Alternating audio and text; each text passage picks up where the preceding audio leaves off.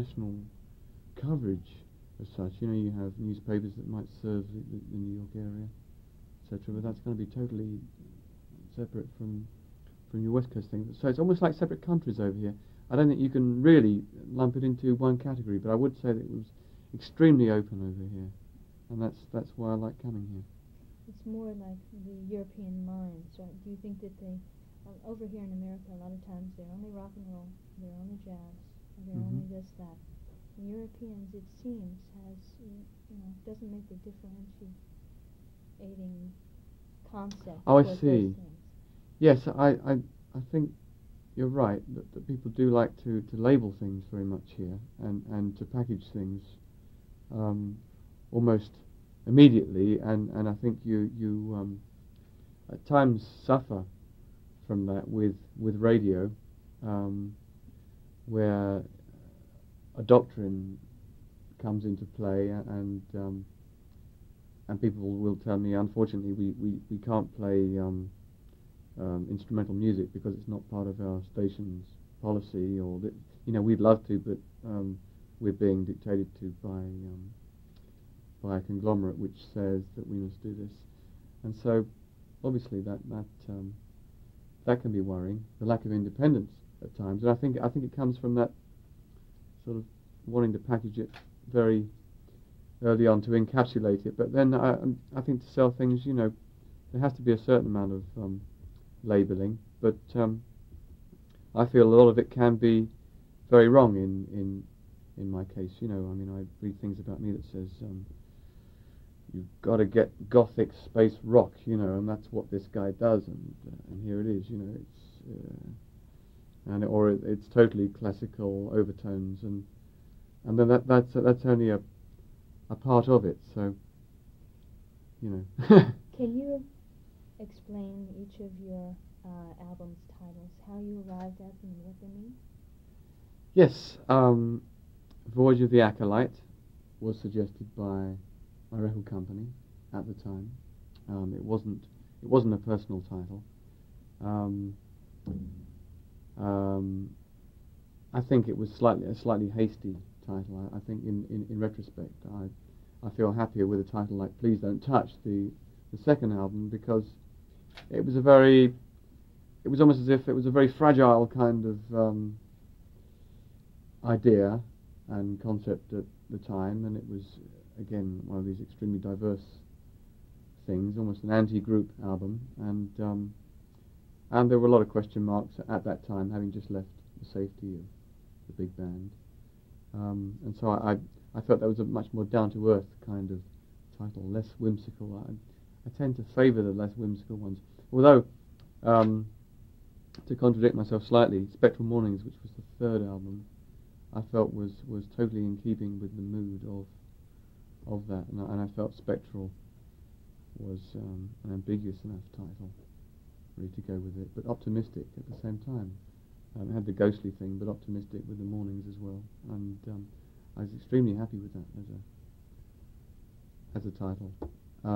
Defector was a much harder title, really. I think we were all very concerned with the political situation at the time, and I spent Christmas of that year in Washington, and it felt as if politics was kind of all around at the time, and not just that, but most of my thoughts were being permeated, even my unconscious thoughts were being permeated with dreams about things like spies and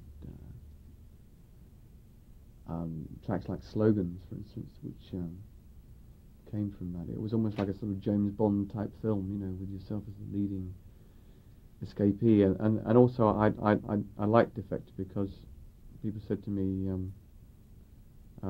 is that you leaving Genesis? And there must have been a certain amount of subconscious influence with that, and Kim was the first person who suggested the title Defector, in fact, and I'm very happy with it. Cured, the new one, without wishing to get rude, Cured I like because you can be cured of anything. Looking at the album cover, you see a picture of a Ronald Biggs type character sitting in the tropics, and I almost felt the caption should be "Who wouldn't be cured with this?" I mean, whatever your malady, really. Well, Defector was quite an album of political dissension, Mm-hmm. and it was received very... Almost apolitical, really. People stood back from it and Mm-hmm. said, "Oh, hard line for Steve Hackett," going back to Blood on the Rooftops, which is the really only political thing that group ever did. Apolitical. Yes. Apolitical. Yeah. You're right. You're right. Yeah. So, did you feel that? I wrote that lyric. Yes, Blood on the Rooftops. Yeah. So there is almost a it's almost a continuation of that. I think at times you feel very angry with the things that politicians do. I don't feel that politics is the answer to the world's problems, really. I don't really sort of look to it as man's salvation, really. I always think it relies on a generalization to get its idea across and represents factions. And although the idea was maybe wonderful, you invest anybody with the kind of power that they require to blow up countries and houses, and I think you're bound to go through problems. So I don't totally endorse it. When I look at countries in the world, and I think I think of what France has produced. I don't think of the politics.